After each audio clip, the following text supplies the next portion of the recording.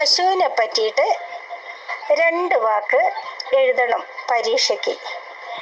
അത് എങ്ങനെയെന്ന് താൻ എഴുതിക്കേ. പറയൂ, എന്തു പറ്റി? ഞാൻ പറയാ ടീച്ചറെ. പറയൂ. പശു നമുക്ക് പാല് തരുന്നു. കറക്റ്റ്. പശുവിന് അച്ഛൻ പുല്ല് അടിഞ്ഞിട്ട് കൊടുക്കുന്നു. അതെ, വളരെ ശരി. പശുവിന്റെ പാല് കന്നിട്ട് സൊസൈറ്റി കൊടുക്കാൻ പോകുന്നു. അതെ. അച്ഛമ്മ പശുവിനെ കഴിച്ച് തെങ്ങില് കെട്ടുന്നു. വളരെ കറക്റ്റ്. തെങ്ങ് നമുക്ക് തേങ്ങ തരുന്നു, ഓല തരുന്നു.